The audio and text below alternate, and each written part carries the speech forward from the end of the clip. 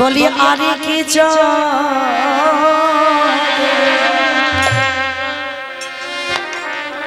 চরণ পাবো না আমি যে ওই চরণে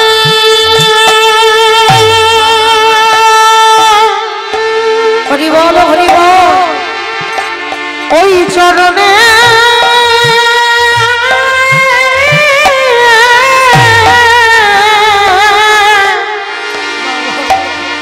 আমি যে ওই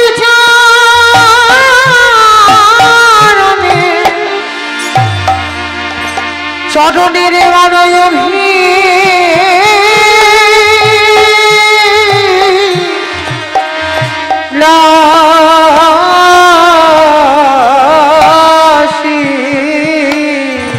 আমি আর কি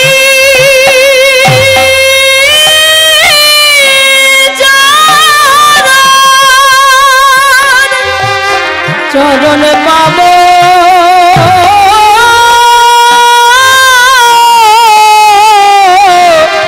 না রে কৃষ্ণ আমি জানি তোর চরণ আমি আর পাবো না তুই তো দুর্যোধনের হয়ে যাবি ও আগে এসেছে কিন্তু তোর চরণে আমার নিবেদন আমাকে তুই যে কোলে জন্ম দিসি না কেন কীটি পতঙ্গ তোর লতাগুলো আমাকে উৎস কোলে জন্ম দিসি বা নিজে কোলে জন্ম দি যেখানে আমায় পাঠাস না কেন সখা আমি যেন কৃষ্ণ নামে বদলে আমি যেন বলিতে ওরে যে কুলে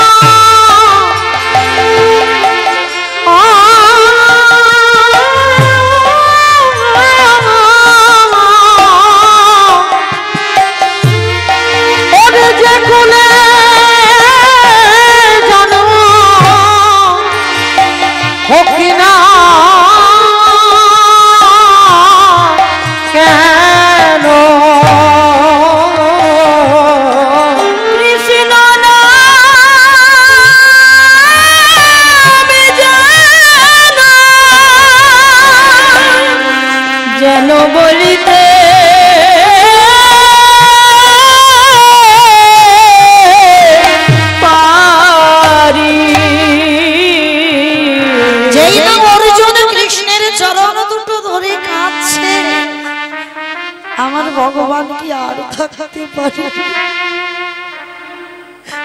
ভক্ত যদি একবার চোখের জল ভগবানের চরণ যুগল ধৌত করে দেয় আমার ভগবান আর থাকতে পারে না গো একেবারে ঘুম চোখটা খুলে একেবারে উঠে বসেই তৃতীয় পাণ্ডব অর্জুনকে একেবারে বক্ষে জড়িয়ে ধরেছে তাই গৌরী প্রমাণ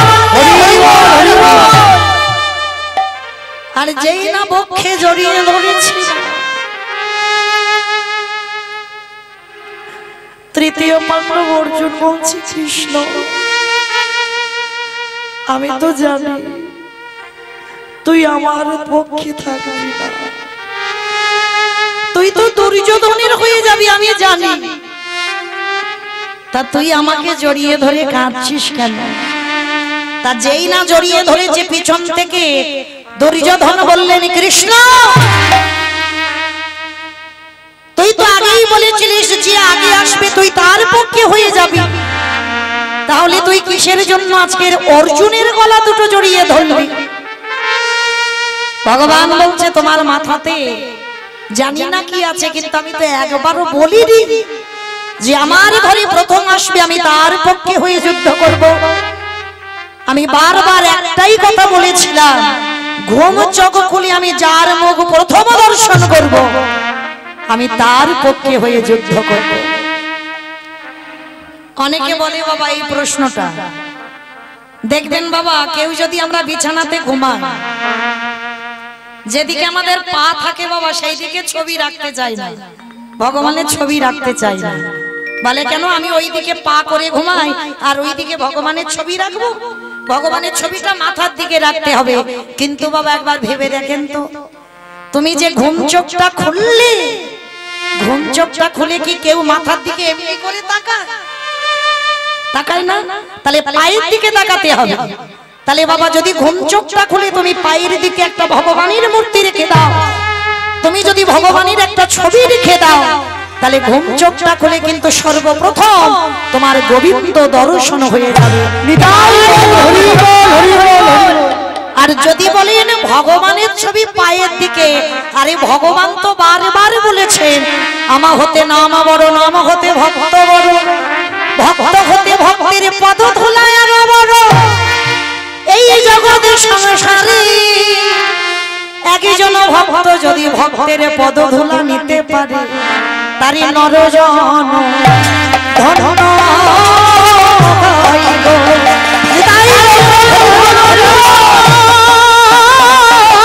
ধুলা মাথায় নিলে নরজন ধন্য হয়। ভগবান বারে বারে বলেনি বাবা আমার থেকে আমার ভক্ত অনেক বড়, বলেনি বাবা, ভুরি ভুরি প্রমাণ আছে। ভগবান যে এই কথাটা বলেছে ভগবানের থেকে ভক্ত বড়, ভগবান বারবার বলেছে দেখো আমি মিথ্যাবাদী হতে পারি কিন্তু আমার ভক্ত যেন কোনোদিন মিথ্যাবাদী না হয়। ভগবান বলছেন আমার কথা খিলাফ হবে কিন্তু আমার ভক্তের কথা যেন কোনোদিন খিলাফ না হয়। তার উজ্জ্বল প্রমাণ মহাভারতে পিতামহ ভীষ্মদেব। ভগবান কৃষ্ণ বাবা বলেছিল কুরুক্ষেত্রের মাঠে অস্ত্র ধরবে না, আর পিতামহ ভীষ্ম বলেছিল কৃষ্ণ আমার ভালোবাসা যদি সত্যি হয়, তোকে যদি আমি ভালোবাসি, আমিও তোর কাছে প্রতিজ্ঞা করলাম তোকে আমি অস্ত্র ধরিয়ে তবে ছাড়ব।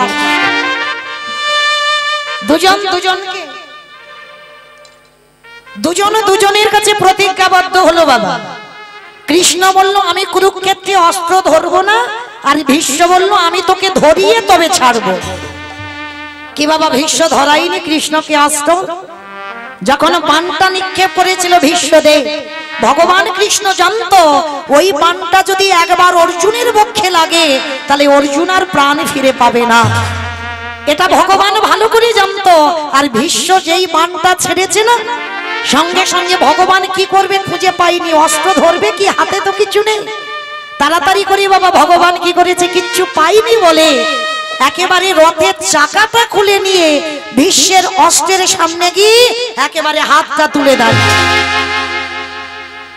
যেই না রথের চাকাটা খুলে কৃষ্ণ ধরে দাঁড়িয়েছে না, ভীষ্ম তো বাবা এমনি এমনি মারেনি, ও তো অস্ত্র ধরাবে বলে অস্ত্রটা ছেড়েছে। যেই না ভগবান রথের চাকাটা খুলে ধরেছে না, ভীষ্ম বলে উঠলেন কি ব্যাপার কৃষ্ণ, তুমি তো নিজেই বলেছিলে কুরুক্ষেত্রে অস্ত্র ধরবে না, তাহলে কিসের জন্য রথের চাকাটা খুলে আমার সামনে দাঁড়ালি? ভগবান সেদিনে বলেছিল ভীষ্মদেব আমি বলেছিলাম ঠিকই কথা, কিন্তু তুমি বোধহয় জানো না এই জগতে আমার কথা খিলাফ হতে পারে, কিন্তু আমার ভক্ত যদি কোনোদিনই মন প্রাণ দিয়ে কিছু বলে দেয়, আমার ভক্তের কথা কোনোদিনই খিলাফ হবে না। যার জন্য বাবা ভগবান বললেন আমি ইচ্ছা করে তোমার কথা যাতে মিথ্যাবাদী প্রচার না হয় তার জন্য তো আমি অস্ত্রটা ব্যবহার করেছিলাম। তাহলে বাবা এই যে আমি ছিলাম কোথায়? সামনের বাড়িতে নাকি ছিলাম? সামনের বাড়িতে থাকবো কেন? এটাই তত্ত্ব বাবা, যেখানে যাই না কেন আমাকে আবার ফিরে আসতে হবে। তাহলে এই যে আমাদের মতো মানুষ আমরা বলি পায়ের দিকে ভগবানের ছবি রাখবেন না, কিন্তু আমি বলে যাচ্ছি হরিবাসরে দাঁড়িয়ে আপনারা পায়ের দিকে ছবিটা রেখে দেবেন। কেন? ঘুম চোখটা খুলেই সর্বপ্রথম যদি দর্শন করতে হয় তোমার গোবিন্দ চরণ দর্শন হয়ে যাবে, আর তাতে তোমার সকাল থেকে দিনটাও ভালো যাবে। তো আজকের এটা আমি মৌমিতা বলছি না, ভগবান কৃষ্ণ বলছে দুর্যোধন আমি তো বলেছিলাম যে ঘুম চোখটা খুলে আমি যার মুখ প্রথম দেখব আমি তার পক্ষে হয়ে যুদ্ধ করব। আমি তো একবারও বলিনি যে আমার ঘরে আগে আসবে আমি তার পক্ষে হয়ে যুদ্ধ করব। ওই জন্য আমি তোমার পক্ষ নিলাম না, আমি ওই তৃতীয় পাণ্ডব অর্জুনের পক্ষ নিয়ে যুদ্ধ করব। বাবা কথাটা শুনে বাবা এই নারদ মুনি তো কথাটা শুনছে, আর নারদ শুনে বাবা ভগবানকে একটা প্রশ্ন করেছিল, আচ্ছা প্রভু একটা কথা আমি তোমাকে করব, প্রশ্নটা বলো নারদ কি প্রশ্ন? আচ্ছা প্রভু, সত্যি কি তুমি ঘুমাচ্ছিলে? এই জায়গাটা বাবা ভালো করে অনুভব করবে। নারদ প্রশ্ন করছে, সত্যি কি প্রভু তুমি ঘুমাচ্ছিলে? বলো না প্রভু, তুমি যেদিন ঘুমাবে সেদিন তো এই বিশ্ব ব্রহ্মাণ্ডের জীব সবাই ঘুমাবে। কি বাবা, এই যে আপনারা জেগে বসে আছেন, আমার ভগবান যদি ঘুমায় আপনারা জেগে বসে থাকতে পারবেন? কারণ ভগবান যেদিন ঘুমাবে সেদিন বিশ্ব ব্রহ্মাণ্ডের জীব সব ঘুমাবে। তা নারদ প্রশ্ন করছে, প্রভু দুর্যোধন যখন তোমার ঘরে এলো সত্যি সত্যি কি তুমি ঘুমাচ্ছিলে নাকি চালাকি করেছিলে? আচ্ছা বলো তো প্রভু, স্বর্ণ সিংহাসনটা তো সেই রাখলে, তা তুমি মাথার দিকে রাখলে কেন? তুমি পায়ের দিকে কুশাসনে রেখে আর মাথার দিকে স্বর্ণ সিংহাসন রাখলে কেন? ওটা কি তুমি ওলট পালট করে দিতে পারতে না? পায়ের দিকে যদি সোনার সিংহাসন থাকতো তাহলে তো আমার ওই দুর্যোধন এসে সোনার সিংহাসনে বসতো, আর যদি তোমার মাথার দিকে কুশাসন থাকতো তাহলে তো অর্জুন কুশাসনে গিয়ে তোমার মাথার দিকে বসতো। প্রভু এটা তোমার ছলনা, কারণ তুমি চালাকি করেছো। ভগবান করজোর করে বললেন, নারদ আমি চালাকি করিনি। শোনো নারদ, এই জগতে আমি কোনদিন অহংকারে বাসা বাঁধি। যাদের হৃদয়ে অহংকার থাকে আমি তো তাদের কাছে যাই না। নারদ বলছে, প্রভু দুর্যোধনদের যে অহংকার আছে আমি বুঝবো কি করি? আর পঞ্চ পাণ্ডবদের যে ভক্তি আছে আমি বুঝবো কি করি? প্রমাণ দাও। ভগবান বলছেন, নারদ তুমি প্রমাণ নিতে চাও? বেশ, আজকে আমি তোমাকে প্রমাণ দেব যে কেন আমি পঞ্চ পাণ্ডবদের দল নিয়েছি, কেন আমি ওদের 100টা ভাইয়ের দলে যাইনি। শোনো আজকে তোমাকে বলবো। ভগবান কৃষ্ণ বাবা একটা সকাল সকাল একটা ছোট্ট সূচ এনেছে। আমাইরা শুনছে না তো, বড় বড় হয় না, ওই যে কাঁথা বালিশ কাপড় সেলাই হয়, ছোট্ট ছোট্ট সূচ। ভগবান একটা ছোট্ট সূচ এনেছে। সূচটাকে এনে বাবা ওই নারদের সামনে বাবা সূচটাকে ধরেছে, আর সূচটাকে ধরে বলছে, নারদ তুমি দেখতে পাচ্ছ? বলে, হ্যাঁ প্রভু দেখতে পাচ্ছি। বিশাল বড় একটা হাতিকে এনেছে আমার ভগবান, আর হাতিটাকে এনে ওই ছোট্ট সূচের ছিদ্র আছে না, ছিদ্রটার ভিতর দিয়ে একটা বিশাল বড় হাতিকে একেবারে এপার থেকে ছিদ্রের ওপার করে দিয়ে। নারদ দেখে তো চমকে উঠেছে, প্রভু এইটুকু ছিদ্র একটা সুতো দিতে মানুষ ভয় পায়, সে বারবার সুতো দিতে পারে না, আর তুমি বিশাল বড় হাতি এপার ওপার করে দিলে। বলে, নারদ তুমি দেখেছো তো? বলে, হ্যাঁ প্রভু আমি নিজে চোখে দেখলাম। বলে, ঠিক আছে যাও, এই কথাটা তুমি দুর্যোধনকে বলবে। দেখো সকাল সকাল দুর্যোধন তোমাকে কি বলে। ঠিক আছে প্রভু তুমি যখন বলছো আমি দুর্যোধনের কাছে যাই। তোমাইরা নারদের স্বভাবটা কি? ওর তো একটাই স্বভাব, হারে মোরারে মধু কৈটব ভারে গোপাল গোবিন্দ মন্দ হরে মোরারে মধু কৈটব ভারে গোপাল গোবিন্দ মন্দ হরি হরি মোরারে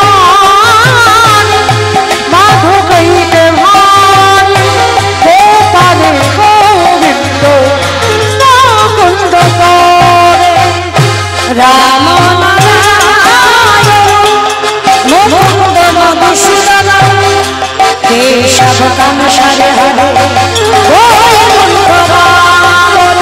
হরে মুরারে মাধু কইতে হারে ও পাল গোবিন্দ মুকুন্দ আরে যো কৃষ্ণ নারায়ণ কৃষ্ণ বিষ্ণু বিনাশয় জাগদীশ নারায়ণ নারায়ণ নারায়ণ। যেই না বাবা একেবারে ওই নারায়ণের নাম করতে করতে সাত সকালবেলা। তবে মা অপরাধ নেবেন না, একটা কথা বলি, যারা একটু ধনী হয়, যারা একটু বড় লোক হয়, তাদের কিন্তু বাবা সকাল সকাল ঘুম ভাঙে না, মোটামুটি 8টা বাজে, কারণ অভাব নেই তো কিছু। আর ভক্ত মানুষ যারা হয়, যারা গরিব কাঙাল হয়, ওদের একেবারে ভোর 4টে বাজলে ঘুমটা ভেঙে যায়। তো অহংকারী দুর্যোধন একেবারে সকাল সকাল নারদ মুনি গিয়ে বাবা যেই না ডাক দিয়েছে, দুর্যোধন ও দুর্যোধন, সকাল সকাল বাবা ডেকেছে, ঘুমটা ভেঙে গেছে, ঘুমের নেশাটা চটে গেছে, একেবারে আগুনের মতো জ্বলছে। এই যে খেয়ে দে কাজ নেই, একেবারে সাত সকালবেলা আসতে হলো। বলো কি ব্যাপার, কি হয়েছে? ভয়ে ভয়ে এত রেগে গেছে দুর্যোধন, ভয়ে ভয়ে বাবা ছোট্ট সুচটা বের করেছে।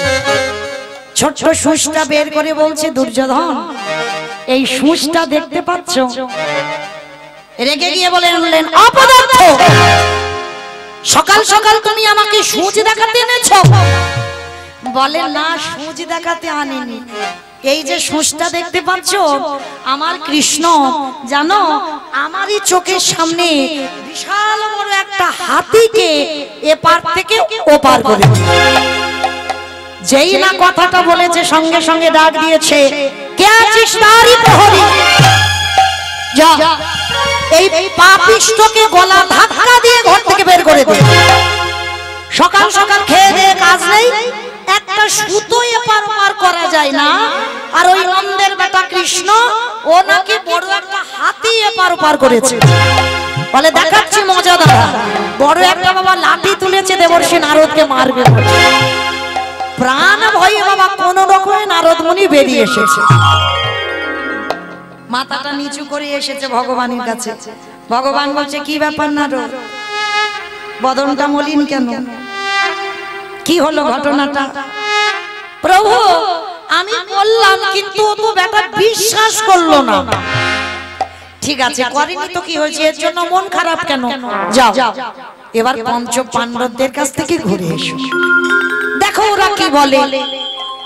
পরের দিন সাত সকালবেলা দেবর্ষি নারদ গিয়ে দাঁড়িয়েছে পঞ্চ পাণ্ডবদের দরজা। আর ওই যে বললাম, যারা বাবা ভক্ত মানুষ হয়, তারা ভোর ভোর উঠে পড়ে, ব্রহ্ম মুহূর্ত, সূর্য উদয়ে 1 ঘন্টা 36 মিনিট আগে। যেই না বাবা সকালবেলা নারদ মুনিকে মধ্যম পাণ্ডব ভীম দেখেছে, দেখার সঙ্গে সঙ্গে বললেন, মনিব মনিব আসো, আজ আমার কত সৌভাগ্য, আজ জানি না আমি কার মুখ দেখে উঠেছিলাম, আপনার মতো মুনিবরের বদনে দর্শন করতে হলো। আসুন আসুন আমার ঘরে আসুন। তাড়াতাড়ি করে আসন পেতে দিয়েছে, সবার আগে দেবর্ষি নারদের চরণ যুগল ধৌত করেছে। নারদ মুনিকে দেখে ভীম গলায় কাপড় দিয়ে বলছে, বলুন হঠাৎ এই সকাল সকাল আপনার পদধূলা, কোনো কিছু জানবার আছে? বাবা কথা বলার চরিত্রগুলো একটু দেখেন, কেন ভগবান এদের দলে হবে না, তাদের স্বভাব চরিত্র তো আগে লক্ষ্য করতে হবে। করজোর করে ভীম যখন দাঁড়িয়েছে, তাইবার নারদ মুনি সুচটাকে বের করেছে। সুচটা বের করে বলছে, দেখেছো ও ভীম, এটা কি দেখতে পাচ্ছ? বলে হ্যাঁ সুচ দেখতে পাচ্ছি। জানো আমার কৃষ্ণ না কালকের আমার চোখের সামনে বিশাল বড় একটা হাতি আনলো, আর এনে ওই ছিদ্রে ওপার করে দিয়েছে। যেই না কথাটা বলা, মধ্যম পাণ্ডব ভীম বাবা খিলখিল করে হেসে উঠেছে। দেবর্ষি তুমি তো হাসির কথা শোনাচ্ছ, হাসির কথা। নারদ, তোমার মনে হলো আমি এটা হাসির কথা বলছি বলে? হ্যাঁ, হাসির কথা নয় দেবর্ষি, তুমি বোধহয় জানো না, আমার কৃষ্ণ যদি মনে করি শুধু একটা হাতি কেন, আমার কৃষ্ণ যদি মনে করি এই গোটা বিশ্ব ব্রহ্মাণ্ডকে ছিটকের এপার থেকে ওপার করে দিতে পারে। আর তুমি আমার গল্প শোনাচ্ছ একটা হাতি, তুমি জানো না, তুমি আমার কৃষ্ণকে তাহলে চেনো না। যেই না কথাটা বলেছে বাবা দেবর্ষি নারদ চমকে উঠেছে। আমি দুর্যোধনের কাছে গেলাম, বিশ্বাস তো দূরের কথা, ও আমাকে মারতে উদ্যত হলো, আর এদের কাছে সেই একই কথা বললাম। আজকের বিশ্বাস করছে না যে সামান্য হাতি ভগবান যদি মনে করে এই বিশ্বটাকে এপার ওপার করে দিতে পারে। নারদ মনে বললেন, প্রভু আমি বুঝতে পেরেছি, আমি বুঝতে পেরেছি প্রভু, তুমি কেন আজকের দুর্যোধনদের দলে হওনি, কেন তুমি পঞ্চ পাণ্ডবদের দলে হয়েছ। নারদ বলছে, ভি আমি তো কৃষ্ণের কাছে যাচ্ছি, আমার কাছে কি কিছু চাওয়ার আছে? বলে দেবর্ষি, তুমি তো সদাই কৃষ্ণের কাছে থাকো,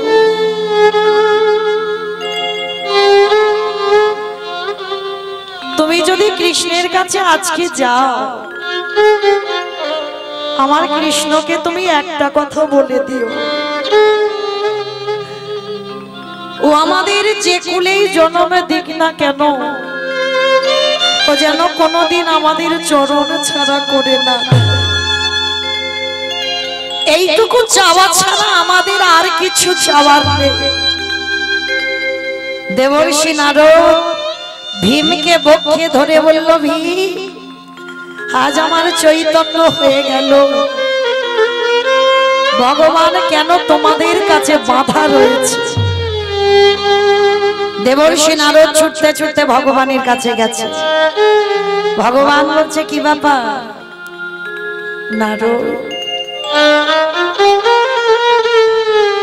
তোমার চোখে জল, তুমি কাঁদছো? প্রভু আজ আমার শিক্ষা হয়ে গেল, আজ আমার চৈতন্য হয়ে গেল, এই নারদ তোমায় একা ভালোবাসে না, পঞ্চ পাণ্ডব যেমন ভাবে তোমায় ভালোবাসে, ওদের মতো করে এই নারদ তোমায় ভালোবাসতে পারবে না। নিতাই গৌর হরি বল, হরি বল, হরি বল। সেদিন আমার ভগবান বলেছিল, নারদ তাহলে এবার তো বিশ্বাস হলো যে আমারে চায় তারে আমি চাই, আর যে আমারে না চায় তারে আমি না চাই। এই পৃথিবীতে যারা আমার চরণ আশ্রয় করে আমি তাদের কোনোদিনই ছেড়ে দিই না। সাধিতে সাধিতে যদি কৃষ্ণ কৃপা করে এ জন্মে না হয় জন্ম জন্মান্তরে। ও মায়েরা, এই যে কীর্তন শুনছে এ জন্মে কৃপা নাই বা হলো, এই যে কীর্তন গাইছি এ জন্মে কৃপা নাই বা হলো, কিন্তু আমার বিশ্বাস কোনো না কোনো জন্মে আমার প্রভুকে কৃপা করতে বাধ্য হতে হবে। কিন্তু কেন সাড়া পাই না জানো? আমরা তো ভগবানকে ডাকতে জানি না, আমরা তো ভগবানকে ভালোবাসতে জানি না। একটা কথা মাথায় রাখবেন মা, ভগবান কোনোদিন বলেনি আমাকে দামি ফলের ডালা দিয়ে সাজিয়ে দাও, ভগবান কোনোদিন বলেনি আমাকে রজনীগন্ধার মালা দিয়ে দাও, ভগবান কোনোদিন বলেনি আমাকে দামি পোশাক পরিয়ে দাও। ভগবান ভক্তের কাছে একটাই বস্তু চেয়েছে, তোরা কিছু দিস বা না দিস একটা বস্তু যেন দিতে ভুলে যাস না। সারা দিন আনতেই একেবারে আমার চরণ তলে বসে একেবারে নয়ন জলে ওই বক্ষ যুগল ভাষায় কৃষ্ণ তোমার খোলাম বলে যদি আগে জন ভক্ত ডাকার মতো ডাকিতে পারি আমার ভগবান পৃথিবীর যে প্রান্তে থাকুক না কেন ও যে ভক্তের ডাকে ছুটে আসে যে জনে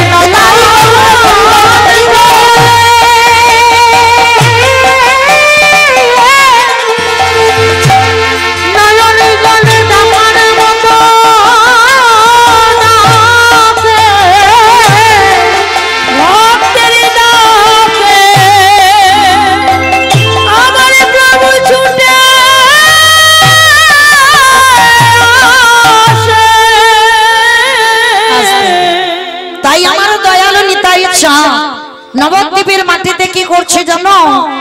আজকে নিতাই চাঁদ কি করে যাকে দেখে তারে চরণ ধরে বলে দমতে তৃণ ধরি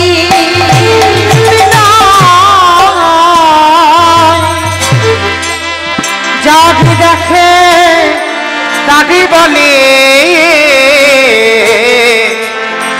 আজ দন্তে তৃণ ধরি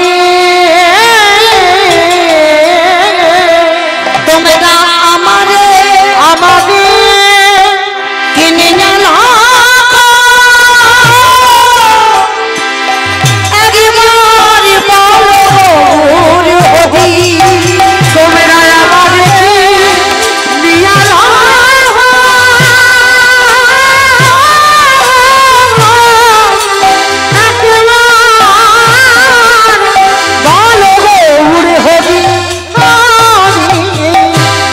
আজকে নিতাই চাঁদ যাকে দেখতে পাচ্ছে তার চরণ ধরি বলছে তোমরা একবার কৃষ্ণ বলো। ও মাইরা আমার এই গ্রামটার নাম জানো কি?